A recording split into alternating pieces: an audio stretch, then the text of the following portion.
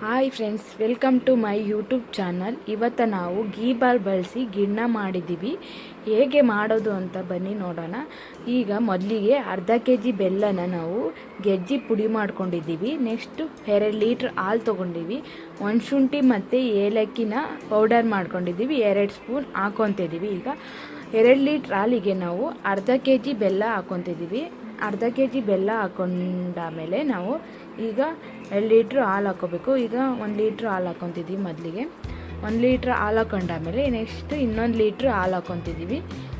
ಈಗ 2 ಲೀಟ್ರ್ ಹಾಲು ಹಾಕ್ಕೊಂಡಾಮೇಲೆ ಈಗ ನೀಟಾಗಿ ಕಳಿಸ್ಕೋಬೇಕು. ಅದು ಬೆಲ್ಲ ಹಾಕಿರ್ತೀವಲ್ಲ, ನೀಟಾಗಿ ಅದು ಕರಗಬೇಕಲ್ಲ. ಬೆಲ್ಲ ಕರಗಿದ ಮೇಲೆ ಗಿಣ್ಣ ಚೆನ್ನಾಗಿ ಬರೋದು. ಈಗ ಗೀ ಬಾಲು ನಾವು ಕಾಫಿ ಲೋಟದಲ್ಲಿ ಎಷ್ಟು 1 ಲೋಟ ಗೀ ಬಾಲ್ ಹಾಕ್ಕೊತಿದ್ದೀವಿ.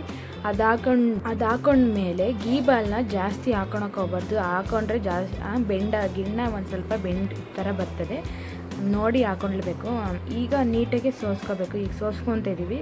ಸೋಸ್ಕೊಂಡಾಮೇಲೆ ಇದನ್ನು ಕುಕ್ಕರಲ್ಲಾರ ಕೂಗಿಸ್ಕೋಬೋದು, ಇಡ್ಲಿ ಪಾತ್ರೆಲ್ಲಾರ ಸ್ಟೀಮ್ ಮಾಡ್ಕೋಬೋದು. ಈಗ ಕುಕ್ಕರಲ್ಲಿ ನಾವು ಕೂಗಿಸ್ಕೊತಿರೋದಾಗಿ ಈಗ 1 ಚಂಬು ನೀರು ಹಾಕ್ಕೊಂಡು ಈಗ ಪಾತ್ರೆಗೆ ಸ್ಟೀಲ್ ಪಾತ್ರೆಗೆ ಬಿಟ್ಕೊಂಡಿದ್ವಲ್ಲ, ಸ್ಟೀಲ್ ಪಾತ್ರೆ ಇಟ್ಕೊಂಡ್ಮೇಲೆ ನಾವು 2 ವಿಷಲ್ ಕೂಗಿಸ್ಕೊಂಡು ನಾವು ನೈಟೇ ಮಾಡಿದ್ದು ಗಿಣ್ಣ ನೈಟ್ ಮಾಡಿ ಈಗ ನಾವು ಬೆಳಗ್ಗೆ ತೆಗ್ದಿರೋದು. ನೋಡಿ ಹೇಗೆ ಬಂದಿದೆ ಗಿಣ್ಣ. ಟೇಸ್ಟ್ ಮಾತ್ರ ಸೂಪರಾಗಿತ್ತು.